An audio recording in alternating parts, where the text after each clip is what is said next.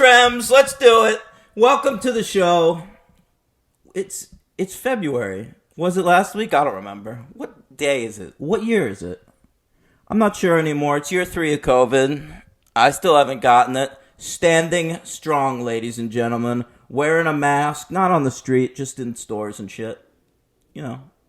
What can you do? And KN95, ladies and gentlemen. All right. Now my co-host here in Alabama, no mask mandate down there, so it's up to him. It's up to him, okay? At all times, he's got to make that choice. New York tells me what to do. Daniel Ehrenberg here on the ones and twos, covering Tremors for Kyle P. Dot, the patron of the year, and of every year, really, I would say. Probably a top 5 listener. The rest of you know who you are. Hey, let's bring him in. Alabamian himself. Can I just say I watched 2 pornographies this week that had step incest themes, and in both cases, one of the porn stars made a joke about being from Alabama. Is this when I talk? Yep, but let's bring him in. Logan be there. I don't want that to be like my thing. That I'm like, I want people to forget that I'm from Alabama at some point, and I'm gonna remind them every week. Yeah, I don't want that to be a thing. But I was thinking about this. I have one of those names that goes good with the last name Bacon. Logan Bacon. That's pretty good. What are other names that go well with Bacon? It has to end with an N, right? It has to be like Kevin Bacon. Like any name that ends with an N, like Mason Bacon, anything like that. What about Sir Francis Bacon? That doesn't work for you? No, that's not as good. Jackson Bacon. Jackson Bacon. That is good. What's Kevin Bacon's brother's name? You know, because Kevin Bacon, of course, has a band called the Bacon Brothers. Are you familiar with the Bacon Brothers? Nope. That's wild. See, they were more of a thing like in the 90s. Like Kevin Bacon was trying to make a go of that and like make it a band. And now I think they just play shows for Kevin Bacon fans. You want me to tell you his brother's name? Because I got it. I have it right here. Michael Bacon. Yep, not as good, is it? It's not as good. You're right. And it's why he's not as famous. Do you think if he had a second N name Bacon in the band, perhaps they would have been a bigger band? And he's just not as handsome as Kevin Bacon. Are you looking at him? You want to hear their number 1 song on Spotify? Guilty of the Crime? Like, hear the song? Yeah. Yeah, go for it. All right, here it is. The Bacon Brothers. Oh, I gotta tell you. Listen to those drums. This is not what I was expecting. I thought they were going to be like a folk duo.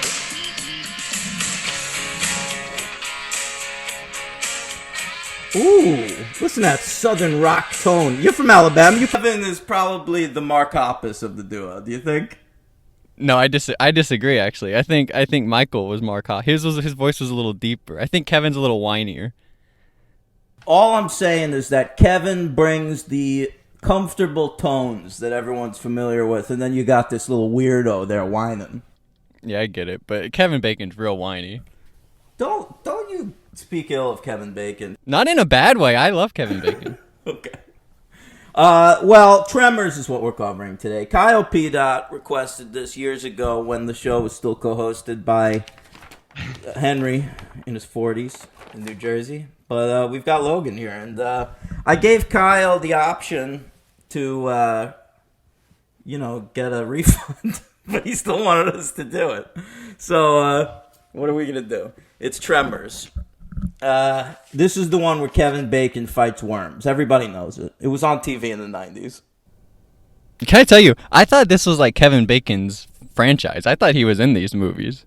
But he's not. He's only in this first one. Kevin Bacon's too big to make more of these.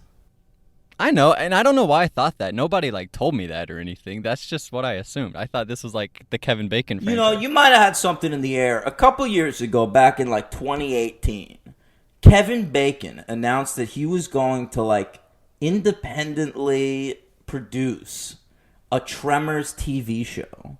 He's so Kevin Bacon never made another one of these Tremors movies, but he's a fan of the first one. He's always sort of flown the flag of this movie. And he was supposed to come back for the second one. The only reason he didn't was because he got offered Apollo 13, and you're not going to do Tremors 2 instead of Apollo 13, all right? Yeah. So they were going to do a TV movie a couple years ago. I think they actually filmed an hour-long TV version with Kevin Bacon, and no network picked it up. Can you believe that? Not a single one. Like a second TV show? Didn't they already have one? Yeah, there was some shitty Sci-Fi Channel show in the 2000s. But Are we okay? So that's 2003. Are we covering that between movies, or are we saving that for the very end? let's try to. Let's try to next week. Okay. If we can find it. But so that TV show happened, but it was real low budget. I remember it was on Sci-Fi Channel for like one season. This was supposed to be a bigger deal. Kevin Bacon was going to be a regular in it. He was going to be in every episode. He was in the pilot, and I can't believe no network picked it up. Like, Peacock doesn't want a Tremors TV show? Come on. This was like during his TV days? Like the following was big at this time? Post-following. So he'd gone to television, So had recent. some success there. Yeah, just a couple years ago. That's why I'm thinking you might be remembering this as more of a Kevin Bacon franchise than it is. No, I don't remember that happening, no. Okay. I don't know why I thought this. Just stupid then. Yeah. All right, so let's talk about the first Tremors film. Had you ever seen it before? Yes. A little bit. Okay. I've seen scenes in this movie that I was like, that seems like a fun Jaws type movie, but I've never seen. You know what I saw? I saw like the Reba scene where she's like down with a bunch of guns. That's like the scene I remember. Well, you're from Alabama, so perhaps they just only spoke to showed me. the Reba scenes. Yeah, like when they show this on television, is it just the Reba parts? Right, you go like to bars. It's just this scene in bars. That scene. When you go to bars in Alabama, are they just showing that sitcom Reba? No. No. I don't go to bars. Like, let's see what Barbara Jean's up to while I'm having a drink. I Is it a remember good that show? that was a character. No, my sister used to watch it though, so I have some small knowledge of it. What is Reba? Because I thought she was a singer. She is. Okay, but then she's like an actor too. Reba was a country singer or whatever, and then she just became a big name, so they started putting her in movies. That's what happens. You familiar with Jennifer Lopez? Yeah, because of Erica Landon. Stop. Don't make comp-piece references on the main show. All right. It's just like, she's a big star, so she wanted to make movies, so they let her. What do you want? Okay. All right, I just wanted it clarified for me. I'm sorry. And I clarified it. Thank you. It's clarified. It is. All right, Tremors. I mean, let's talk about it. All right, so S.S. Wilson and Brent Maddock, they wrote Short Circuit. Are you familiar with Short Circuit? Yes, I am actually. All right. So that's this That's a racist franchise. movie about a robot. Yeah. You know, Fisher Stevens and Great Brown Face, and it's a terrible fucking movie. I hate that movie, but it was popular. So Yeah, very popular. great for them. Very proud of a man whose parents decided to name him SS. What the fuck? That's not his name. That's his initial. Well, don't go by SS. You sound like a Nazi. Or a boat. What do you mean? Oh, right. Well, I mean, what's his name? You just like made fun of him, but like that wasn't his parents' choice to name him SS. His name's Sam Smith, probably. His name is Stephen Seth Wilson. What I'm saying is, this fucking guy shouldn't call himself SS. Are you kidding me? You're canceled as far as I'm concerned, SS Wilson. I'm not gonna go that far. He made a masterpiece. He directed the masterpiece, the second one. You can't cancel him. Yeah. Well, you know what? After that, he should have changed his name. I'm Nazi Wilson now. That's me. I'm Hitler Wilson. Come on, it's not that bad. It's that bad. All right. So these fucking guys, they did Short Circuit. They did Batteries Not Included. So all their fucking movies are about little robots farting around in the 80s. All right? Uh-huh. And then they did Tremors. And the way they had the idea for Tremors was they were in the Navy. All right? So you know they're good writers. All the best writers come from the military. What are you playing the Saturn Awards theme? It was an I'm not ready accident, for you. D-Train. All No right? need to bring it's the attention second to time you've done it. All right. So they come up with the idea in the Navy, and they title the screenplay Land Sharks. All right? All right. But, of course, that was a Chevy Chase sketch from SNL from a few years earlier. So they couldn't call it Land Sharks. It's just going to make people think of fucking Why not James. Sand Sharks? So, I think that is a movie, right? Oh, I don't know. Like, I think that was a Sci-Fi Channel original movie, but probably from the later. 2000s. Yeah, definitely later. I mean, Sand Sharks, it's not that good. It is pretty good. I don't think it's better than Tremors. You know what I thought? I always thought that Tremors was the name of the worm. Yeah, well, I think I did when I was a kid too, and there's nothing wrong with that. But you said as a kid, like I thought yesterday until I watched it. Oh, well, I don't know. You weren't paying attention. It's all right. Okay. All right, so they knew this guy, Ron Underwood. Ron Underwood was a director who was working with National Geographic at the time.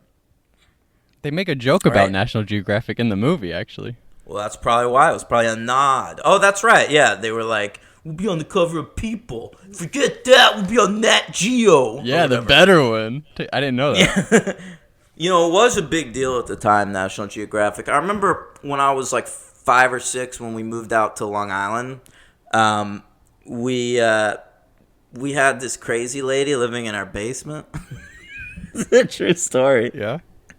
Yeah, she was this crazy lady, and I don't remember if she was like a drug addict or what, but one time we like found her in the street and she was naked and running around, and we ended up having to evict her, and she left behind boxes and boxes, like these huge cardboard boxes of old National Geographics.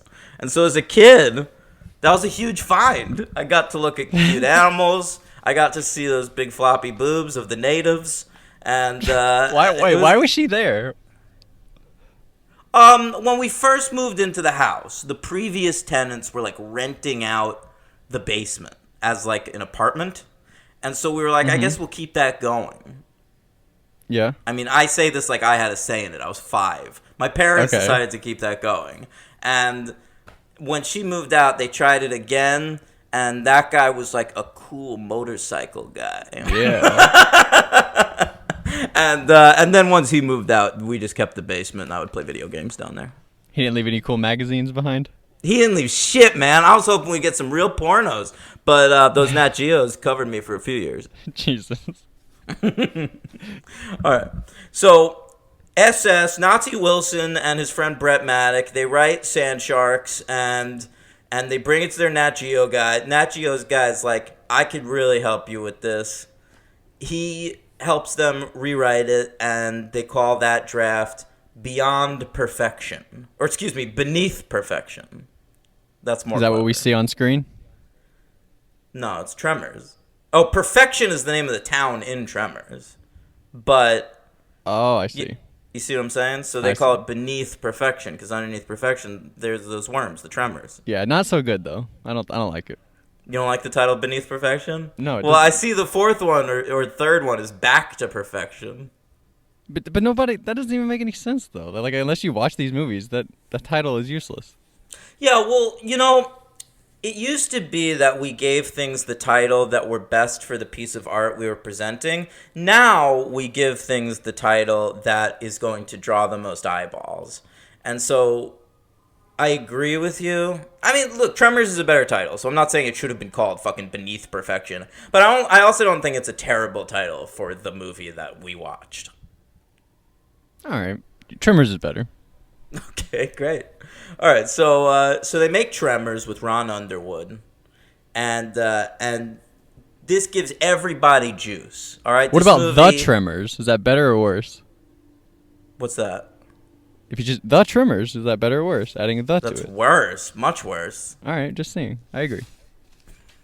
I mean, if you're gonna do then you should just call it The Graboids. Like, you know what's funny about this movie is it's like one step away from being like a really shitty B movie. Like, you know, we covered like Critters on this show. Mm-hmm. And it's basically just critters, like a bunch of weird creatures running around in a small town. And like Critters sounds more low rent because it's called Critters, I think. What? I think giving this the title Tremors, like if they called this movie Graboids, like nobody would have watched it. But do you think anything in this movie makes it a tier above Critters? Yeah, I do. Okay, like what? I think it has a self-awareness of comedy that Critters doesn't. Yes, absolutely. Especially the scene I was talking about earlier, the pan over to the wall of guns. That's like the perfect comedy in this type of movie. They do the same thing in the next one, basically. But yeah, the stuff like that's funny. When Kevin Bacon kills that one, he's like, "Fuck you!" That's great. That's great. Kevin Bacon is great in general. I think that's another thing that rises this above the level of something like Critters is just that you've got Kevin Bacon. And Kevin Bacon is a movie star as far as I'm concerned. He's got the charisma, he's got the talent, he's got the look for it. I think you put Kevin Bacon in a starring role in a movie, he's going to carry your movie. When did he take off? Is it this? Is it No, it's not this, is it? No, it's Footloose. Yeah, it's Footloose. Footloose in 84. That was his big one. Yeah, that is his big one. That's a good movie. They remade that too. Yeah, it was horrible, but, Yeah. they did it. Who's in that? Like a handsome guy? I don't know. I don't know either. I feel like we should know that. Yeah, I feel like it was a Latino. Really? I feel like that should be famous though. We should know who played the other. Hey, by the way, I'm wrong. It's not a Latino. Hey, listen, it's very white actually. This movie. You know what's wild? They have Miles Teller in it, but he's like the bad guy. Seriously, whoa. Yeah, that's when was wild. that made then? So, it's 2011. Wow. Man, Kenny Wormald, by the way, is the name of the main guy in that movie. Do you think they thought he was going to be Never heard something? that name once. I haven't either, and he doesn't have any I don't credits know. since 2017. I think they thought this guy was going to be a star. Is he at least Jesus, handsome? What a bummer. He's all right. Yeah, I mean, they put him in that Footloose. He'd only, before that, been in a center stage direct-to-video sequel. You know, what, they think they had Kevin Bacon with this kid? No, he's no Kevin Bacon. What's his name again? No, he's a Kenny Wormald. Jesus Christ. They should have made him in Horrible Tremors. name. Good call. All right, so anyway, they end up making this movie. It's going to come out November 1989, all right? But it gets an R rating from the MPAA for too many swear words. And the studio decides we kind of want this movie to be able to make money with, like, families, like, on a fun outing. Mm-hmm. So, they re-edited it, and that pushed the release date back to January 19th. Now, the writers of the movie contend that the film got promoted poorly because of that pushback, and that's why it ends up only making $16 million at the box office, 16.7. And that is good enough for a big cult success, but it certainly wasn't the hit that they thought it could be. It ends up coming in at number 71 at the box office for 1990, between Jean-Claude Van Damme's Death Warrant, which is one of two films I've seen in which Jean-Claude Van Damme has to compete in blood sports in a prison setting, and Tales from the Dark Side, the movie. All right. This film was nominated for a couple of Saturn Awards. Logan, do you have the theme? Oh, dang. I had no idea that was coming. 1 second. Saturn is between Uranus and Neptune. Saturn, whoa! Sci-fi blessed with films. Boy, I thought this might have been an upgrade from Henry, but it's my worst nightmare. All right. Sci-fi film. It was nominated for Best Sci-Fi Film, Logan. Rightfully so, probably. Yeah. It lost to Total Recall. Yeah, also rightfully so. Yeah. All right. Finn Carter, the lady. What else was there? Is there anything else? Any other notable nominations? No, nothing? Look up the winners. Well, this is what I do. Oh, okay. I'm sorry. Okay. All right. Fucking hell. All right. So, Finn Carter and Reba, the two leading ladies of the film, they were both nominated for Best Supporting Actress. All right? Okay. And they lost to Whoopi, The Holocaust Wasn't About Race, Goldberg for Ghost. Is that good? I've never seen it. No, but she was like the hit of that movie. She won an Oscar that year. Yeah, I remember. Big deal. Yeah. And it was also nominated for Best Visual Effects Okay. for its fine practical effects work by Phil Tippett. Can I make a who later- guess? What? Aftershocks is not nominated. No, it's not. It's not. Okay. It has one nomination for the Saturn Awards, though. Oh wow. Well, I'm not gonna Yeah. play the theme again, just to let you know. You don't need to. That's fine. So it lost to Back to the Future Part 2. Okay. A better movie. Definitely a better movie. I mean, that's all I got for you. Let's talk about their careers. Ron Underwood, after this, has a wild career. Yeah. He goes on to follow this up with City Slickers, a film we've covered on the franchise. Yeah. Probably one of the worst movies you've covered, right? I mean, in my opinion, not in a lot of people's. Yeah, I remember you hated that thing. I fucking hate City Slickers and its stupid fucking sequel. But you know what? Ron Underwood, that's 2 hits in a row for him. We gotta give him credit. And then he follows that up with Heart and Souls, which was actually, again, written by Maddock and Nazi. And Heart and Souls is a film I like a lot. All right. Well, I haven't heard of it. Is it worth watching? Yeah, it's like a bunch of people die, right? This is what it is. It's like 4 people, and they all die. This is true. It sounds wild. And they... Are you spoiling the movie for me? No, this is the very beginning. Okay. As they're dying, a baby is born. Okay? And heaven or whatever, the afterlife, decides to like latch them onto the baby. So they have to like stay on Earth as ghosts, just following this baby around for his entire life. Then the baby grows up into Robert Downey Jr. What? Yes. And then the rest of the movie is about those like 4 ghosts like influencing Robert Downey Jr.'s life. All right. Sounds pretty cool. It's a wild movie, man. Are the 4 ghosts good people, good actors? Don't Yup. tell me who it is, but all right, they're good. I'll tell you who they are right now. No, I want to be surprised. Why? It's more fun that way. Well, let me tell the listeners. All right, I'll tune out for a second. All right, it's Charles Grodin, Alfred Woodard, Kevin Bacon's wife, Kira Sedgwick, and Tom Sizemore. A great cast. All right, now, getting a call from work. Should I answer it on the air? No, ignore him. Okay. Is he still married to Kira Sedgwick? He's still married to Kira That's Sedgwick. pretty good. Yeah. And you know that he's loyal because, you know, she's no great shakes these days.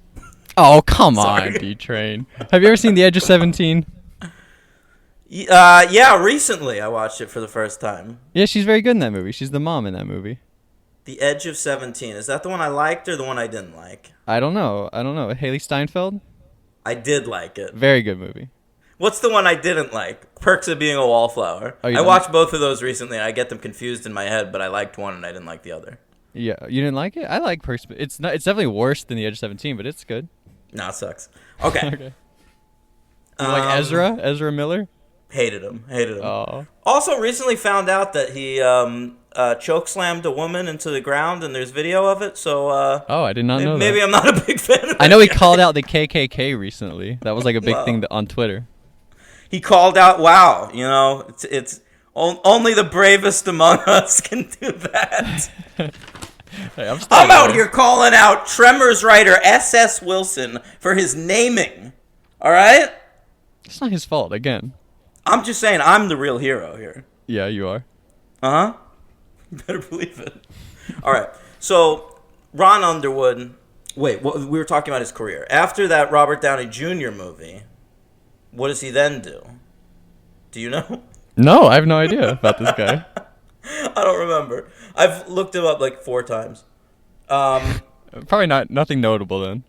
No, he does. He's got big movies. So after Heart and Souls, he does Speechless, which tanks. That sort of wrecks his career for a while. That's a movie about speech writers, played by Michael Keaton and Gina Davis.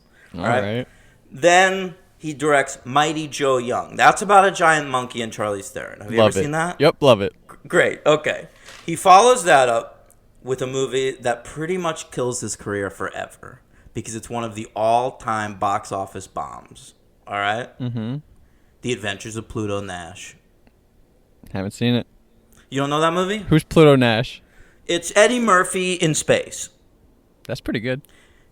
Eddie Murphy is the owner of a space casino, I believe, in that film. Yeah, Canto Bite. You'll be That's a wanting Star to Wars watch it. joke. Oh yeah. Is that from Last Jedi? Yeah.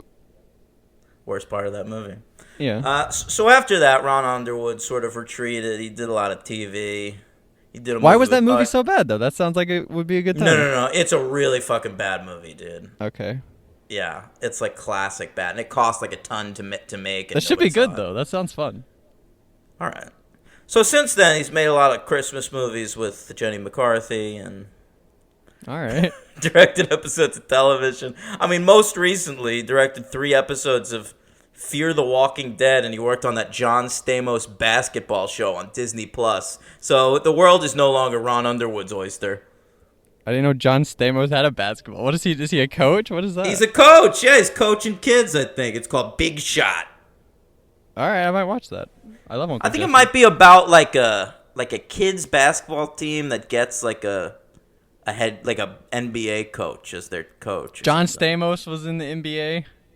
I think he was an NBA coach. Oh. Do you remember there's an episode of Full House where Kareem Abdul-Jabbar shows up and he like referees a basketball game and John Stamos is like terrible at basketball. That's like the whole bit. of After the that, episode. did he write a great think piece about it? He probably did. He left a review probably. All right. It was a good episode. I bet it was. He has a so sweet spot. He can always make it in this one sweet spot. It's good. why don't And then- I remember that? That sounds like a good episode. And then he hits the of winning Full shot, House. and Nikki and Alex are like, "Oh, my dad, we're so happy." No, I think they leave the game. They're like, they take him to the bathroom and they miss his game-winning shot. But he's After like, real that, proud. do they teach Nikki and Alex about their Greek heritage?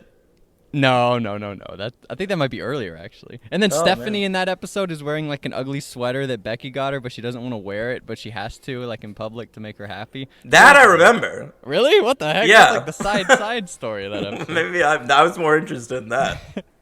All right, good episode though. Yeah. So I mean, these guys also go on to shit. They like tried to get it going again after like the Tremors series went straight to video, and they ended up writing Wild Wild West. So both the writing team and the director of this movie are responsible for like all-time classic failures. Yeah, that's rough. Yeah. All right. So anyway, it ends up coming out Jan 1990, budget of 10 million, ends up making 16.7. We already did that. All right. Let's talk about the movie. It takes place in Perfection, which is this valley. I mean, it's supposed to be like Monument Valley or something, but it's this like tiny little backwards town where like 10 people live or something. And it's a really unique setting for a movie. Yeah. They just have no money. They have to. Also, there really are like 5 people in this town. At one point, Chang, the guy at the hardware store, like he saves that worm and he's selling pictures for $3, but he's not gonna make his money back because there really are like 5 people in this whole town. But he's already made more money than $15, right? Has he? We only saw like the one picture with the Jurassic Park girl. I think she's like she's the only kid. That's the only business he's getting probably. You know how we're calling her the Jurassic Park girl? Yeah, Ariana Richards, who played like the little girl from Jurassic Park, is in this movie. Yeah. Do you think there's like a generation of people that when they saw Jurassic Park, they were like, "Oh, it's the Tremors girl"? Yeah, I'm sure. Yeah, definitely. Especially like little boys her age who were like, "Oh, it's like a little girl my age." They see her, or little girls her age, see her like a few years later. Definitely. Oh yeah, I had a crush on her actually as a kid when she showed up in Angus years later. Yeah, I don't know what that is. That was a movie about a fat kid, and I saw it because Green Day wrote a song for the soundtrack. When I think of Angus, I think about that kid from 2.5 Men. His name's Angus. Oh yeah, his name was Angus, and he was a fat kid too. But then he got thin and cute. Yeah, remember he got Christian too. Did he? At a certain point, he was like leaving 2.5 Men because he's like, it's too sexual. I don't Oh, wanna be a part of this. Oh, I thought you meant the character. I didn't know that the actor got religious. Yeah, I think he did. Hanging out with Charlie Sheen drove him insane. Yeah. All right. So, I mean, what do you mean they're only there because of the money? Are you referring to the budget of the film? I mean, you say like it's an interesting setting for a movie, but I mean, yeah, it is. But it's also like budget constrictions. I disagree. I think that it's not budgetary at all. I think if they wanted to set this in like a small town on a soundstage, they could have. It's just that they need long, flat lands because the worms live underground and they don't want them like popping up through concrete and shit.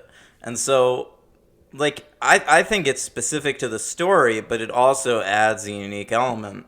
I mean, the fact that they're having trouble, escaping their own town. They only have like one Jeep that can make it up the Jeep trail. Like, that's all kind of interesting to me. Well, there's an episode of SpongeBob with graboids, basically, and that takes place under the ocean. So how does that work? Well, I don't know. I've never seen SpongeBob. I don't really know the physics of it, and I don't even know whether it takes place in the ocean or a bathtub. Well, it's definitely the ocean. I can tell you that right now. But why is it, I feel like they're always running into like rubber duckies and shit down there. What are you talking about, rubber duckies? Doesn't he live in a pineapple? Pineapples? Yeah. What? Pineapples it seems to me grow in the that ocean. What are you talking about? They're running into bathtub stuff in there. Pineapples are in the bathtub? You associate pineapples with the bathtub? No, I don't associate anything with the bathtub. I don't take baths like some kind of fucking weirdo like Tim. But I listen. I don't understand SpongeBob. SpongeBob doesn't work to me. It doesn't? There's a great episode where they're like fishermen are trying to catch the fish and there's like a bunch of fish hooks and they're like scared of the fish hooks. That doesn't happen in bathtubs. Nobody goes fishing in bathtubs. So are they definitely in the ocean? Yes. Where's the fishermen coming from? From boats that are on the ocean. You never see boats? Then why is he a sponge? I can't answer that. That's a good question. Shouldn't he be cleaning people? People use him sometime to clean other things. They reach into the ocean? Yes, and I think it's like cutaway scenes. But like, and in the movie, I'm pretty sure he gets used as a sponge. But I think it's a bullshit concept. I'm ready to say I'm anti-SpongeBob. I don't think it works. But it's not just a sponge. Like there's a crab, there's a It's whale. just bubble guppies for adults. Can I tell you something crazy? A crab, Mr. Krabs, you've heard of that character, right? He owns the Krusty Krab. His daughter is a whale. That doesn't make sense. No, it makes no sense. That makes less sense than the sponge part. And they eat part. burgers. Why are there burgers? What do you want them to eat? Little fish food. Plankton? Plankton's the bad guy, though. They can't eat plankton. What? You know Plankton, the bad guy? He's always trying to steal the recipe for the burgers. Because that's his Well, like Swiper from Dora? Yeah, basically. And he's married to a computer screen named Karen. That's funny. I'll give it that. Yeah. All right. So what do we have here? Kevin Bacon and Fred Ward. His name's Valentine. Very topical. That's why we're covering it. Yeah, that's why we saved it. Yeah, it's on purpose. So they're sort of just like they're friends. Backwoods they're just boys, good old boys. Yeah, they're handymen. They say. I guess so. So they're fucking around. They're great. And then there's this Finn Carter. She doesn't actually live there. She's just working in the desert as a sort of earthquake seismologist. Yeah. Or earthquake lady. Yeah.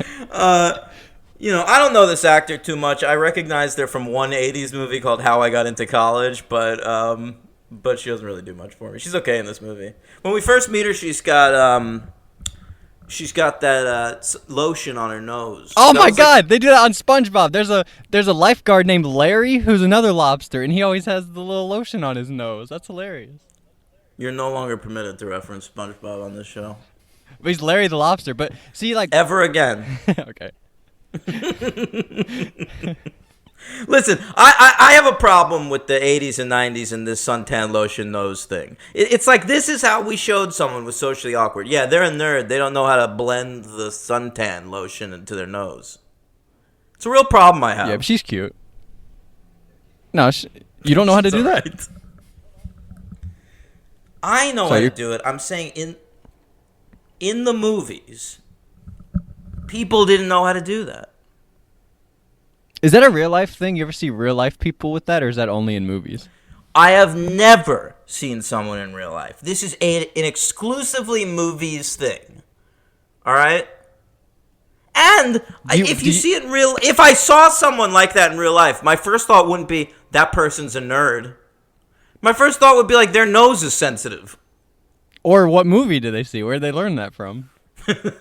Maybe Tremors. All right, so stop. So back, you've got Michael Gross, the dad from Family Ties. Which didn't we just reference Family Ties on this show? Or the Leo one. Oh, Growing Pains. You always say the Leo one. He's in like 4 episodes of Growing Pains. Yeah, but that's what people my age know that as.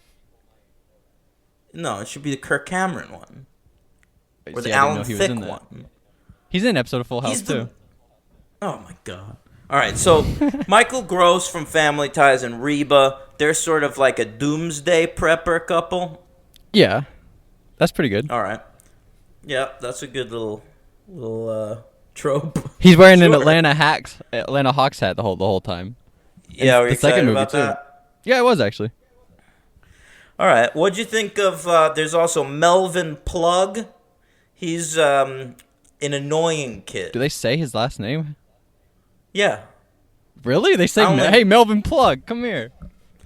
Yeah, at some point, think like early on, it's like, oh, that fucking Melvin Plug. We can't have him fucking shit up. Is he the plug? The town plug? I don't know, man. It seems like everybody in that town, like, what are the romantic prospects for that kid? Ariana Richards. Everyone in the town's an adult. And I mean, he's got to wait for that Jurassic Park kid to grow up, I guess. Yeah, that's all he has. Yeah. He lives, I doesn't he? saw subreddit. I'm on Reddit. Yeah. I saw subreddit this week.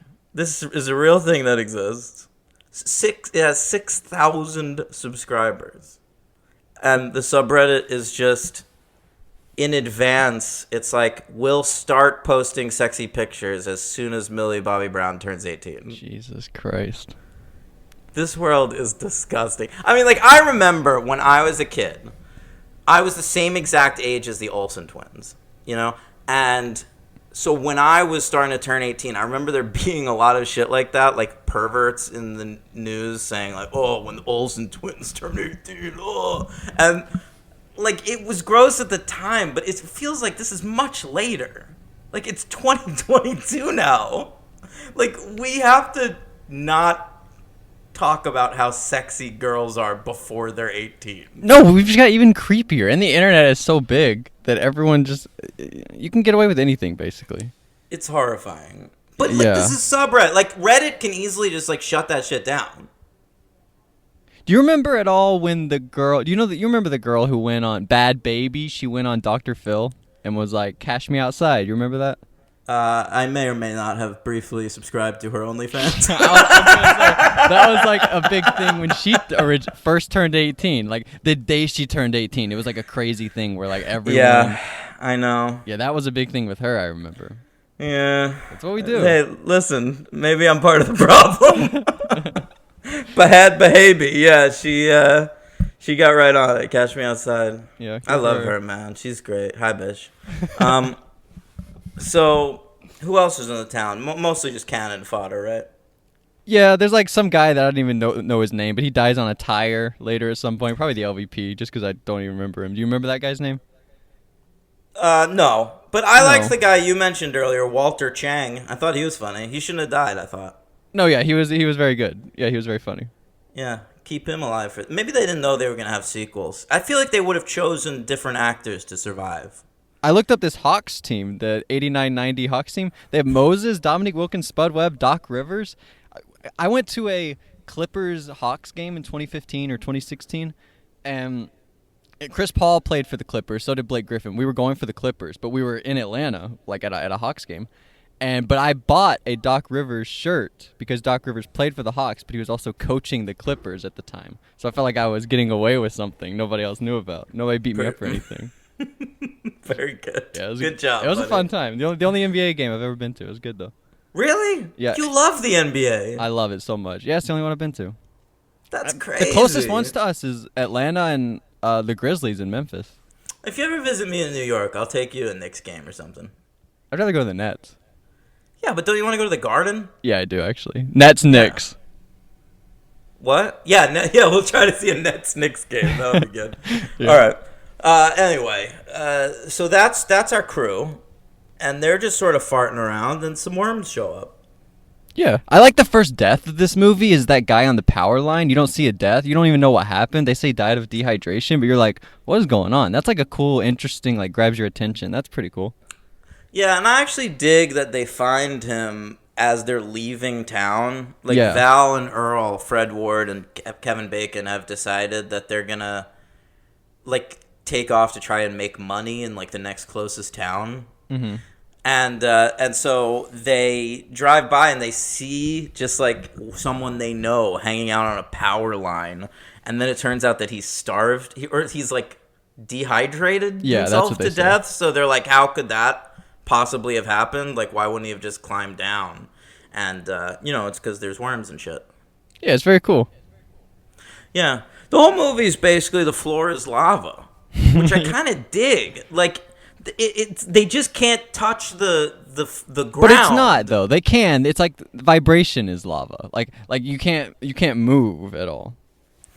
I know, but like the idea, I loved any time it was just like a floor is lava obstacle course. Like, maybe my favorite part of the whole movie is when they're fucking pole vaulting on those big boulders. That's insane, yeah. That rules. Yeah, that's fun. In the next movie with that guy, the first scene of the next movie is the guy who like stumbles upon 1,000,000 barrels to walk on.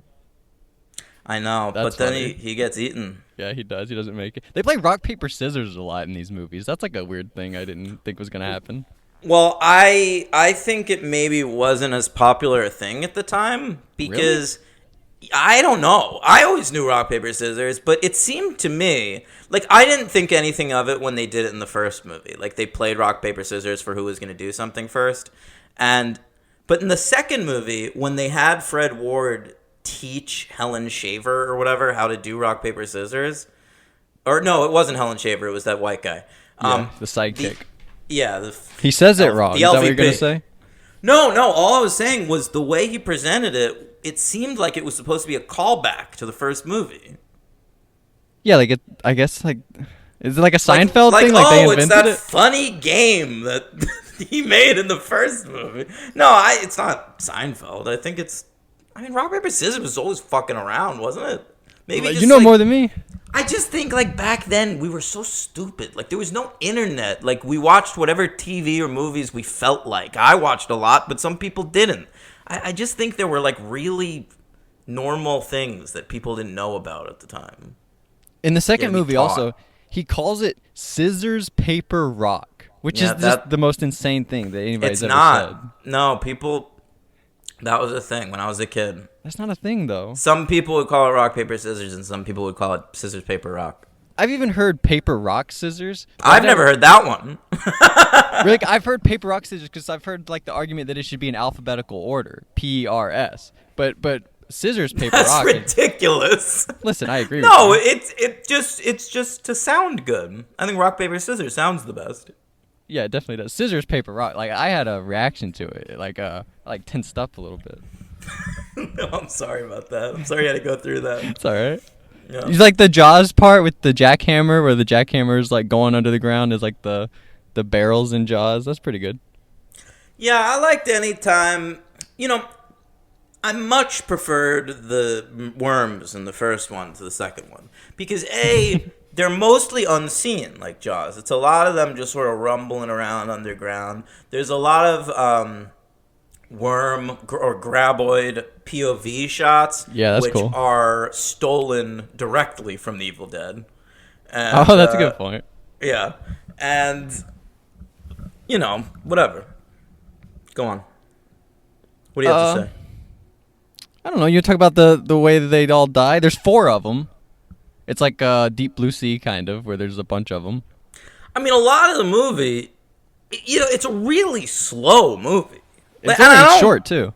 Yeah, I don't say that to, like, criticize it or whatever. No. It's just, like, a 90-minute movie, and there's not a lot to do. Like, so much of it is just them trapped on roofs while these monsters run rampant, you know?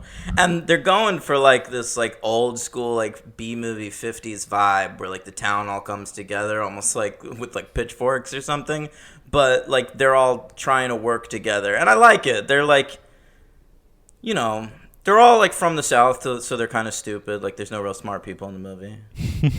That's true. And that's accurate. Chang's pretty smart. He names them graboids. That's a good name. It is a good name. Yeah. I don't understand the name Graboids. though, because like, do they see them grab anything? He just like names them without really understanding what they do. Well, I think he's referencing the one that was on the car? latched on to their car. Yeah. Yeah, very limited experiences though. Well, you know what? Sometimes you give something a name just the first time they do something. It's like maybe the guy Mitch Hedberg used to have a joke like flies are named Fly, but they could be named Land because they do that 50% of the time. That's very good. Is he dead? Yeah, he's dead, unfortunately. Yeah. Yeah. I mean, I don't have that much to say. It's Tremors. Like, it's funny. It's silly. It's fun to watch. I think it's a tad overrated. There's a crew of people. I mean, I noticed on Letterboxd this movie has a lot of 4s and 5s. It's considered a classic. Not everything needs to be a fucking classic. Like, when this came out, it was surprising how good it was, you know? Like, the reviews were better than people thought it was going to be. The movie made a little bit of money. It did really well on video through word of mouth. And I think it was a surprise. But that's okay. Like, I don't think it's any kind of masterpiece that we have to, like, lionize in the same way we do, you know, fucking Back to the Future or something. Like, it's not everything from the 80s and 90s was a classic. Some of them were just like really solid movies. And also, what helps is you do really root for the two main guys. Like, they're two down on their luck guys who are just trying to make it out of town, who get sucked back in. Like, it is a good, it's well done, I think. And Bacon and Finn Carter have good chemistry. I really wanted them to hook up at the end. Like, when she started walking away at the end, like before they'd kissed, I really did. Like, even though I've seen the movie before, my brain was going like, kiss her. Come on. Yeah, Bacon's Chase good after too. her. Bacon's like the good everyman type of guy too, and he's like, "What? I'm working up to it," you know? Yeah, when she starts walking away, Fred Ward goes, Val, and he just goes, I know. Yeah, he is. Yeah, they're very good. They're very sweet together. Yeah. Well, but I counted something in the last two deaths, the ones that they do with the bomb with the fishing technique, where they try to get it to suck the thing down and then blow it up. The first one that they kill is 24 seconds from lighting the fuse to explosion. The second one that they light and it gets thrown back at them and then they all run away or whatever, that one's 40 seconds from... Bigger fuse. Yeah, I guess so. Is this the movie where they end up in the trench at the end, or is that the next one? This one, they run it off the side of a mountain. Oh, that's right. Yeah, That's and kind of baller. I don't even remember what happens in the next. The next one is like they cover him in CO2. It's like The Walking Dead, and he goes in and he blows up the big truck. Yeah, That's when they're in the trench. Yeah, that's what I'm thinking of. Okay. Yeah, you know, it's a fun movie, but I think it's a 3. I agree. I gave it 3 stars. MVP Kevin Bacon. Easily. LVP Melvin. Yeah. Poor guy. Listen, he's not that funny. Is he That's what supposed he's to be? there for. Yeah, I think he's there to be like, oh, I'm the funny, kooky guy. And when young people watch this, they're going to like me. But, like, I remember watching that movie when I was a kid. I didn't like fucking Melvin Plug. I was rooting for Kevin Bacon. Melvin Plug. At one point, they give him a gun, but it doesn't have any bullets in it. That's a pretty good joke. There are no Plug parents. Is he supposed to be an adult? Maybe he works at the hardware store.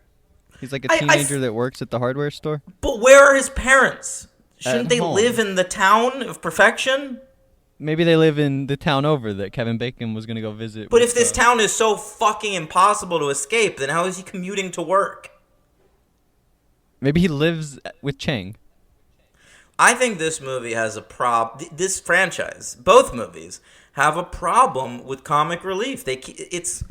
they keep casting these young white guys, and they're writing them to be in their 20s, but all of their dialogue and the things they do, they're acting like they're teenagers. You know who should have been in a Tremors movie? Hang on, Lucas I'm not done Black. with that thought. Oh, sorry. Yeah, and he should be. Watch Graboid. All right, so what was I talking about? I don't know. I'm very sorry. Oh no! What was I talking about?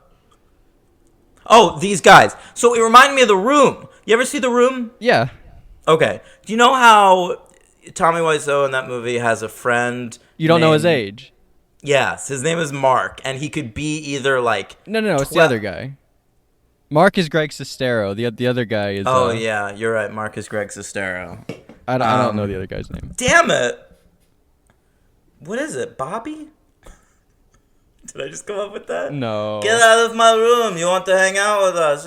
Danny is his name. Okay. I think it's Denny actually. Denny is exactly right. Denny, yeah. So that's what it reminded me of. Denny. He could be anywhere between 12 and 30, and we have no idea. Yeah, that's fair. That's how I thought about Melvin Plug, and that's how I thought about the guy in the second one that's hanging out with Fred Ward. That's fair. Put me in a Tremors movie. I could be a good little sidekick for one of these guys. You think you could do anything, Logan? You have the most confidence of any person I've ever met. But also the least.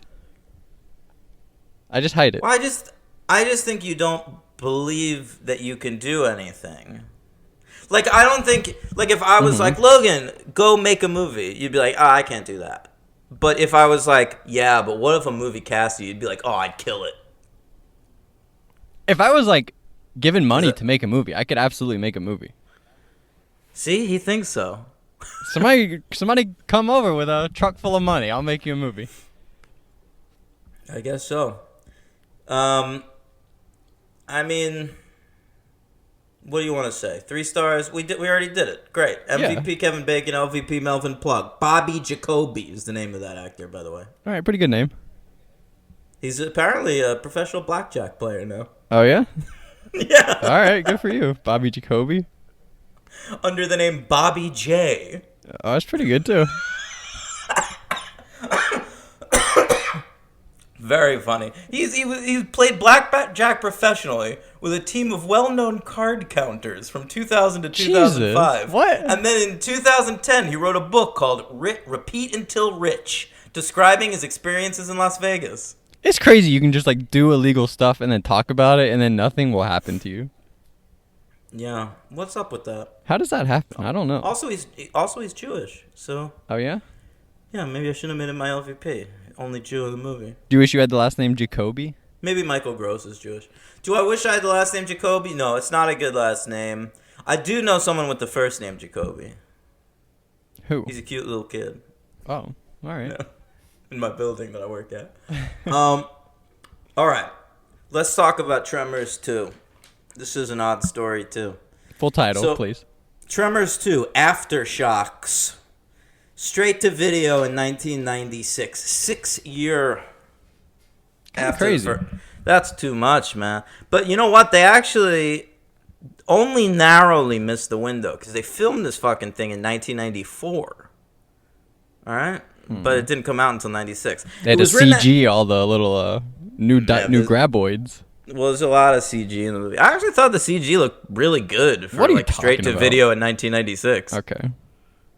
Come on, like I've seen way worse. It was rough. It's not that bad.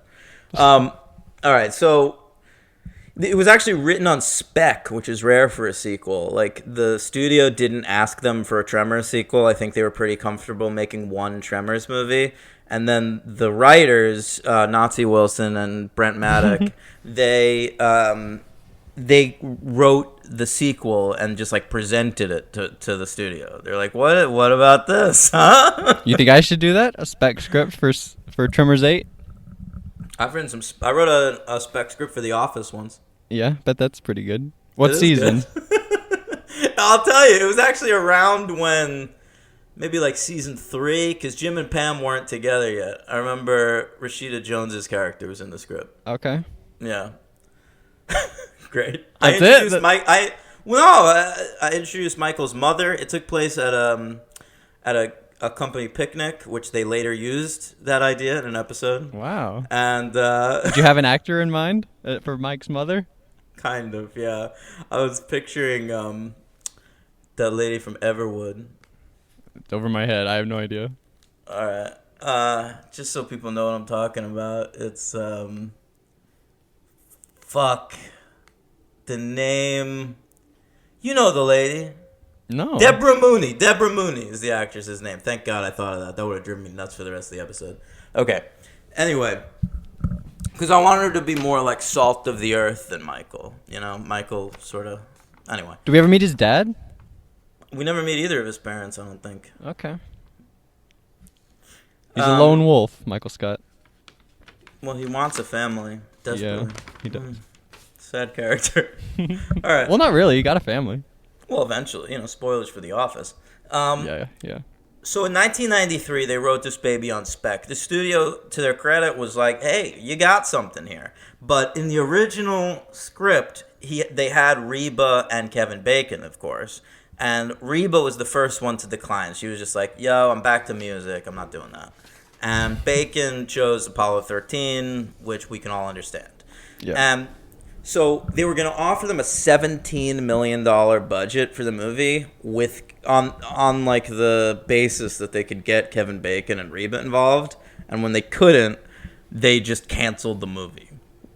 So S.S. Wilson, our great friend, he said, I'll cut my salary. I'll direct the movie myself. Whoa, he said, I'm the captain now, guys. I'll direct this movie myself for fucking nothing, all right? And all the actors were like, well, we need to get paid, but we'll cut our salary. Whoa. Come on, hold your horses. Yeah. So they end up officially giving them a nice $4 million budget and a straight-to-video release, all right? And we see those actors in photo bombs, so if nothing else, we at least get that. Do we? Oh, yeah. Maybe you should play that theme. In post-production, I will do that. Oh, all right. It's a photo bomb, cause we couldn't get the actors, cause we couldn't afford them, so get on the photo bomb. This was nominated for a Saturn Award as well. Oh, yeah? Best home video release. A lot of the home video releases back then tended to be genre pictures, so the Saturn Awards installed the category for that. And it lost to, honestly, a movie I fucking love called The Arrival. That is an alien movie with Charlie Sheen. And that sounds bad, but it's not. It's good. Oh, all right. Yeah. All right. I remember that the aliens... anyway, I don't know. Henry and I both like that movie. So there's The Arrival and Just Arrival, and both are about aliens? Yeah, and nobody remembers The Arrival, so that doesn't really affect anybody. But when Arrival came out, that was very frustrating for me. Yeah, I didn't even know that. I'm sorry that happened to you. Must have been traumatic. There was, we could even cover that Charlie Sheen movie because they made a sequel to it. I don't think Sheen came back for the sequel, but it was a thing. The Arrival 2. All right. Still arriving. I guess. I think it actually did have some kind of title like that. I can't remember. Anyway. So let's keep going. What's next? Oh, no, it didn't. Here, I found it. Arrival 2 with Patrick Muldoon. Jesus. Yeah. Anyway, the first one was directed by that guy that did Pitch Black years later. Oh, yeah? Yeah. All right. All right, so in this movie, we start in Mexico, and it's like some rando in a Mexican oil field getting eaten by a graboid. It's pretty cool. It's a pretty fun pretty opening. cool opening. And then we cut to Fred Ward, and he's back in perfection. And, things haven't gone well since the events of the first movie. Val has moved away. He's married to Finn Carter, which excuses their absences from the film. Yeah. And he's sort of living alone in poverty. He's famous.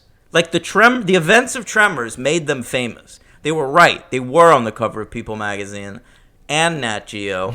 They made a arcade game about the situation, but he didn't get any royalties for it. But he still has a version in his trailer, and he loves Miss August or something from 1974 issue of Playboy. Yeah, I think it's October. That was insane. I did not expect like the big reveal of this movie to be that he is hanging out with Miss October in 1974. No, I certainly thought that was simply a throwaway joke at the beginning of the movie. I never, in my wildest imagination, expected them to make the one female character of the movie the exact playmate that he jerked off to for the last 30 years. The kid's like, "What's that up there?" He's like, "That's there to show me that anytime you think good things are gonna happen, they never do." And you're like, what is this guy's deal? And then he's hanging out with her at the end. She does the pose and everything. Yeah, man. Real turn of events for this guy. And why doesn't he recognize her at first? He's been looking at that poster for years. Yeah, you think he? I mean, this is this was 22 years ago. Yeah, I know, but like, it's in his apartment. Like, when something's on your wall and you meet that person in real life, I feel like you're going to recognize them. But maybe he put it up in 1990. He really looked at it for the first 2 years, but hasn't looked at it for the last This 4 is years. the saddest guy in the world. I think he's looking at it more in the last 4 years than he ever has before. Yeah, that's a good point. They come to him there. They recruit him, right? They're offering him like, "Hey, we'll give you $50,000 to kill this graboid, right? But it's $100,000 for it to be alive," which is kind of like the best part of this movie when they get the one that's alive and then it gets eaten. I was like, "Oh, that's pretty interesting." Well, it's 50,000 per graboid. So they're like, if you Right. kill like 7 graboids, you're going to come out of this rich. I thought it was so crazy though. Like, hear me out. The people that are approaching Fred Ward to do this are stated to be the Mexican government. Okay? They say that the Mexican military is offering them as whatever weapons they need, all right, to kill the graboids. But my question is, I mean, they killed those graboids circumstantially. Like, yes, they figured out how to do it. And if you want to bring this guy in as like a consultant, you can. But like aliens. I just feel like I would trust the might of an army over Fred Ward. How about you? No, I agree with you. But he's also got his Would you little sidekick. trust Fred Ward over an army? Well, Fred Ward and his sidekick probably. But the sidekick isn't even his sidekick. He was sent to tell Fred Ward about the mission. Why is this white guy He's like the sent taxi by the driver. Mexican government? Isn't he just a taxi driver? He's too? not just the taxi driver because he's in America in perfection, like telling Fred Ward, like, I'm a big fan, like we got to get you here. Oh, I thought he was just like the taxi driver that. I mean, tagged maybe along. he was. No, I don't think so, man. I think this guy is like integral to the mission. They picked the wrong guy. They did pick the wrong guy. You know, and I think they try to show him being competent a couple of times to like tell you like he's actually good at his job, but he just seems like Denny from The Room to me. And even at the end when they get into the little pit, he's like the one that almost dies at the end. What about that time Fred Ward's almost gonna fuck Helen Shaver, and then he comes in with that huge chain clanking around? Yeah, that was a great moment. They have like 2 ass shots in this movie. They're like, "Oh, look at hers. Oh, now look at his." I loved that. That's good, you know? Like a little give and take. And that's, I think, what these writers bring to it, honestly. Like S.S. Wilson and Brent Maddock are clearly much more self-aware than a lot of the guys writing this kind of thing at the time. You know, like they're much more of a Don Mancini who wrote Child's Play, where I think they fucking get what they're doing. Did you notice what she was wearing during that? She's wearing like denim and white, and she has a red bandana. It's like the Alan Grant outfit, basically. Jurassic Park look. Yeah, that's what. I don't know if that's what they're going That's for. what we thought anthropologists looked like, I guess. Yeah, it is a good look. Hey, Helen Shaver looks great. I can't say the same for her speaking voice. I didn't notice it. 1984 is Supergirl. They filmed this movie in 1994. I don't know how many cigarettes she smoked in those 10 years, but it's so many. Yeah, Yeah. I didn't notice It's outrageous. Her voice is down 17 octaves. Thought it was sexy, D-Train. I mean, maybe you'll prefer Helen Shaver in this movie if you're like a huge Kathleen Turner fan, but like, it wasn't doing it for me. But I mean, not to speak ill of her, I think she's good in the movie. I've always liked Helen Shaver. Is she alive still? I think so. Yeah. I mean, she's not that old. I mean, you say she was smoking a lot. I didn't know. I mean, everybody was back then. Okay. You think Helen Shaver died of lung cancer? I have no idea who she is. I don't know. I mean, she's Supergirl. You never saw that Supergirl movie? No. Did you guys cover that? Yeah. Oh. Was there a show? A Supergirl show? Yeah, there was a Supergirl show. We didn't cover that. Is she like the mom in that? Does she pop up? I'm sure she does. I'm positive she does. I think she's directing these days though. Like Alright. she's not really. Here I'm looking it up. Yeah, actually doesn't appear in that Supergirl show. She's just directing and shit. And she never even directed anything for that show. I bet she was offered and she was like, "Fuck off." Yeah, good for her then. She directed 3 episodes of that show Station 11 and 2 episodes of that show Made. She's directing like shit that's actually getting viewers. Aren't you not into that Station 11? No, I didn't like it, but it was like a big hit. Yeah, people like that. Yeah. All right. Anyway, so that's Helen Shaver. Great. Yeah, good for her. Bird's back in the movie. Who? Bird, the Atlanta Hawks guy from the first movie. He's back. Oh, yeah. Well, they would, like, recruit him after a time. So, like, the Mexican government brings in Fred Ward to kill the graboids. And he, like, joins up with this white dude. And they take a truck out with, like, some mines or whatever. And they start killing graboids. And it all goes well at first. But then one grabs onto that chain and starts running the truck around almost off a cliff. Yeah. And so they decide they need reinforcements. They bring in Michael Gross. And I loved how they just say, like, hey, I'm having problems in my marriage with Reba. She's been living at our mom's house for months now. And it's like, great job. Way to get her out of the movie so we can have Michael Gross. Yeah, it's sad, though. I don't want them to last. I know. It's funny. Like, they could have probably gotten Finn Carter. They should have gotten Michael Gross and Finn Carter together. Oh, and interesting. they could have been a couple. Yeah, that's fun. You know, they couldn't get Reba. They couldn't get Kevin Bacon, so it fucked up both of the couples they set up in the first one. So one of them that we just decided to give a happy ending, and the other one we gave a divorce to. I like the pull out at Bert's house. You pull out him, like he's like sitting there. You pull the camera out, and he has a graboid mounted on the wall. That's funny. Yeah. The thing about pulling out is it only works like 90% of the time. Is that the number? Something like that. That's pretty good. Pretty good I odds. know. I use it.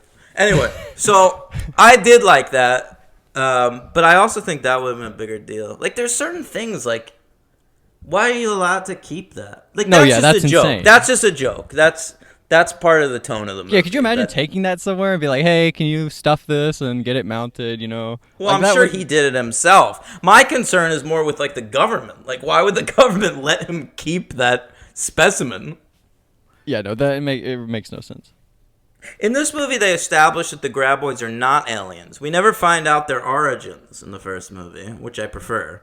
And in this movie, we say that they are from the Precambrian era, and they are old. They've been on Earth longer than the dinosaurs.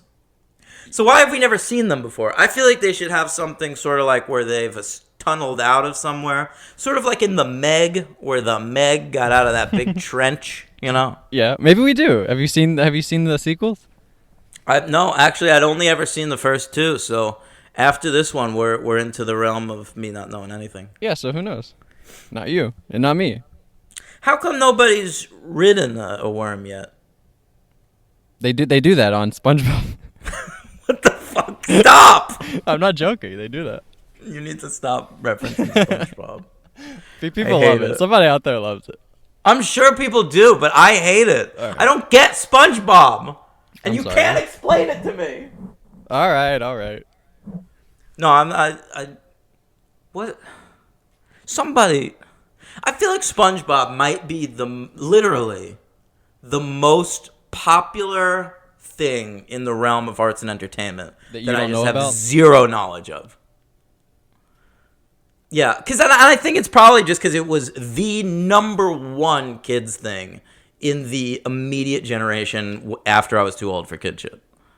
Yeah, I'm trying to think of like any kids like Fairly Odd Parents is like close, but still not as famous as SpongeBob, and that's probably the next best thing. And it hasn't had the longevity, man. Like no one cares about them now. They're still making SpongeBob movies. Yeah, no, I think you are right. I don't get it. SpongePod He's a Squarecast. sponge. He's a sponge. He's a square sponge with pants. Like, why is that good? Listen, you haven't seen it. You haven't seen the episode where he loses his identity and then realizes his pants are on backwards. It's a great episode, Daniel. What are you talking about? He that loses his identity. He has a name tag and he can't find it, but his pants are just on backward. The name tag is on the back instead of the front, and he can't see it the whole time. Is he really stupid? Is that part of that character? You know, it waxes and wanes with the episode. Well, that's not... He's a really good fry cook. That's like his thing. I don't get that part of it either. Where is it? Why is he working on a burger joint? He's got to make a living. He's got to pay for that pineapple. But there's no burgers underwater. Like, that doesn't tell me anything. Whether they're in the ocean or the bathtub. They have, like, pickles and lettuce. There's, like, an episode where... No, we don't have to get into it. It's disgusting. Who wants to eat a wet pickle? They're always wet. They come out of jars of liquid. Yeah, but pickle water. Don't ever say it again. Pickle brine. All right. Jesus. Yeah, so he shows up with his Hawks hat and starts kicking shit out. 6 years later, a loyal fan. A loyal fan of what? Of the Hawks. He could have, like, some people switched teams. He went 6 years, stayed with the Hawks.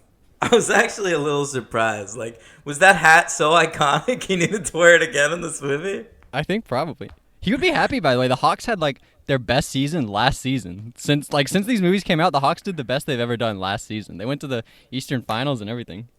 It's crazy. Well, I hope he survives. Yeah, I'll tell you what, he's in the most recent Tremors movie, which just came out in 2020. Holy cow. Hopefully we get to hear his thoughts on the current Hawks franchise. Well, that was 2021, but... Well, we could have more Tremors movies coming out. Who knows? It seems to me that these, Nazi Wilson and his partner shepherded the franchise for like the first 4, and then I think we get a creative change for the last 3. So I'm interested to see how that'll go. Next week we'll talk about their 2 other ones. At the end of the movie they trapped them in that barn or whatever. I really thought that section of the movie worked well. Although, what do you think of these guys walking around? You know, the Tremors. Well, it was spoiled for me by Tim, first of all. Yeah, fucking Tim, stop texting us facts about these movies. Yeah, and then he spoiled me later, which I won't say for anybody who has not seen these, but I have another thing spoiled for me. Tell me. No, because if anyone's watching that hasn't seen... These movies are from 1990. You should have watched them already. Tell me. Oh, yeah, and I didn't know that either. That's for an upcoming movie. Yeah, so Tim's ruining this whole franchise for us. Tim, stop ruining it for us. We love you, Tim. You like that part when they're in the barn and they do the Walking Dead thing where they cover him in, like, cold? Yeah, sort of. I mean, you say the Walking Dead thing, but, like, that hadn't happened yet, so it was still pretty exciting. Yeah. I thought that worked relatively well, and I thought the infrared was shot pretty well. I don't know. It was okay. Yeah. I think I just liked keeping them contained. Like, that shot of all of them, like, sort of swarming in the barn looked cool. Phil Tippett and his crew later did the effects for Starship Troopers, and I think that a lot of the sort of designs that they ended up using on Starship Troopers, they started developing around this point. I saw a little bit of Starship Troopers in this movie. Yeah, no, that's fair. Like the walking movements and stuff, the moving around. Yeah, I understand that. But they just felt far more insectoid in this movie than in the last one. In the last movie, they were just so wormy. And we often saw just the tongue, which is especially wormy. And in this one, they're buggy. They're more like the aliens in Starship Troopers. Yeah. We should cover that. That's an all-time classic. How many are there? They made like a couple direct-to-video sequels, maybe 2 or 3. All right. Yeah, we can do that. I don't know. They look terrible. They're little dinosaur monsters. They look so bad. I thought they looked okay. I honestly, like, If you go back and watch direct-to-video movies from 1996, the effects are horrible. The fact that they had $4 million to make this movie is astronomical for this kind of shit. And I think the effects work is like...